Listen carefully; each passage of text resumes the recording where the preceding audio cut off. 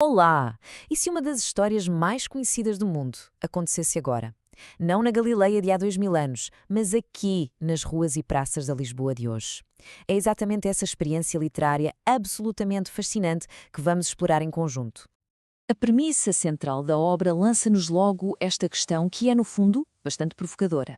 E se aquela luz que um dia brilhou na Galileia brilhasse agora mesmo sob o céu de Lisboa? O que é que aconteceria? Como é que seria recebida? Para mergulharmos nesta ideia, vamos seguir este caminho. Primeiro, vamos perceber o que está por trás desta reimaginação radical. Depois, vamos ver como os milagres e as parábolas ganham uma nova vida na metrópole, espreitar alguns encontros marcantes nas calçadas da cidade e, por fim, refletir sobre a mensagem de fundo de tudo isto. Então, vamos lá começar. Qual é a motivação por detrás deste exercício tão criativo? Bem, o objetivo é testar a universalidade de uma mensagem. Será que ela se mantém relevante quando a despimos do seu contexto histórico e a mergulhamos na cultura vibrante de uma cidade como a nossa, Lisboa? E a ambição deste projeto fica muito clara nesta citação. A ideia não é só uma atualização de linguagem, ou seja, não é só mudar nomes e locais. É, na verdade, uma tentativa de sentir como é que a mensagem ressoaria na alma e no ritmo de uma cidade como Lisboa. Esta imagem capta na perfeição essa transformação. O Mar da Galileia dá lugar ao nosso rio Tejo. As colinas áridas são substituídas pelos miradouros da cidade. E a figura central já não é um rabi que anda de terra em terra, mas sim um profeta que emerge do coração da metrópole. O ponto fulcral é mesmo este. O grande objetivo é descobrir se temas universais como a redenção, o desespero e a fé podem ser sentidos como forças vivas presentes no nosso cotidiano lisboeta, seja no metro, numa tasca da graça ou no meio do trânsito. E como é que o livro imagina os acontecimentos mais sobrenaturais? Como é que os milagres acontecem? Não numa paisagem antiga e distante, mas no meio da nossa vida urbana moderna. Ora, o primeiro exemplo leva-nos a um casamento hipster no bairro Alto. Imaginem um daqueles espaços da moda, sabem, com tijolo à vista, arte urbana nas paredes, um cenário que nos é perfeitamente familiar. A história é atualizada com detalhes deliciosos. O pânico instala-se quando acaba a Superboc e o vinho. E é aí que acontece a intervenção que transforma a água da torneira no melhor vinho verde que alguém já provou. Uma festa que ia ser um desastre torna-se lendária. Agora, da intimidade de um casamento, saltamos para a escala de um dos mercados ao ar livre mais movimentados de Lisboa, a Feira do Relógio, um lugar com uma diversidade e uma energia absolutamente contagiantes. Aqui a escala é de facto impressionante, 8.000 pessoas, e o ponto de partida é o humilde lanche de um miúdo. O resultado não é apenas comida, é uma experiência profundamente portuguesa.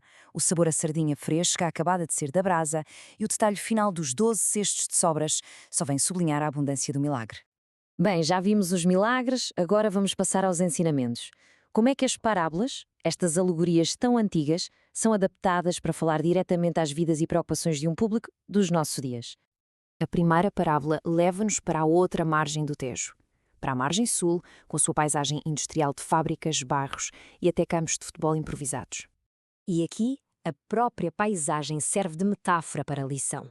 O alcatrão da estrada representa o coração fechado. O solo rochoso, um entusiasmo superficial que não cria raízes. As ervas daninhas, claro, simbolizam as distrações do dia-a-dia. E a boa terra? Essa é comparada à resiliência da própria gente da margem sul. A seguir, temos uma reinterpretação muito poderosa da parábola do bom samaritano. Tudo começa com uma pergunta sobre ética nos negócios, feita a um técnico do IAP-MEI, o Instituto de Apoio às Empresas. O contraste é gritante. Na Autoestrada A2, um consultor financeiro e um funcionário municipal, pessoas com estatuto, ignoram uma pessoa em apuros. E quem é que para? Um produtor de moscatel, um trabalhador local, que mostra compaixão e age. A moral da história é clara. A verdadeira proximidade não se define por estatutos ou regras, mas sim pelo coração. Agora, deixamos as parábolas para nos focarmos em encontros mais íntimos, mais pessoais, histórias que exploram de perto o julgamento, o perdão e a possibilidade de uma transformação real. O cenário é um coquetel exclusivo num rooftop de um hotel de 5 estrelas em Cascais. O anfitrião, um empresário bastante cínico, observa os convidados. E a tensão instala-se quando uma controversa promotora imobiliária entra no evento. Este é o pensamento do anfitrião, um julgamento frio, cheio de desprezo. Ele observa enquanto a mulher, num gesto de desespero absoluto, se aproxima de Jesus e parte um tablet, o símbolo dos seus negócios corruptos, a seus pés. Mas em vez de condenação, as palavras que se seguem oferecem algo totalmente diferente.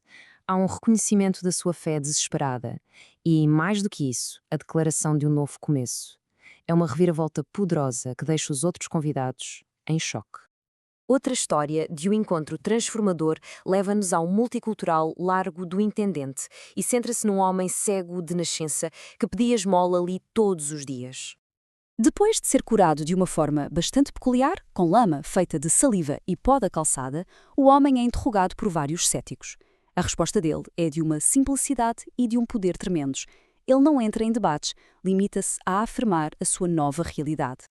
Então, ao juntarmos todas estas peças, os milagres urbanos, as parábolas modernas, os encontros na calçada, o que é que esta obra nos propõe? No fundo, deixa-nos um convite.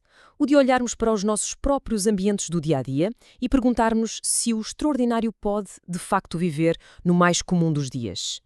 E terminamos com esta pergunta tirada da própria introdução da obra. É uma questão que não nos dá respostas fáceis, mas que nos deixa a ponderar. Deixa-nos a pensar na possibilidade de encontrar significado e talvez até o divino, não num passado distante, mas aqui e agora, no meio do ruído e da beleza da nossa própria cidade.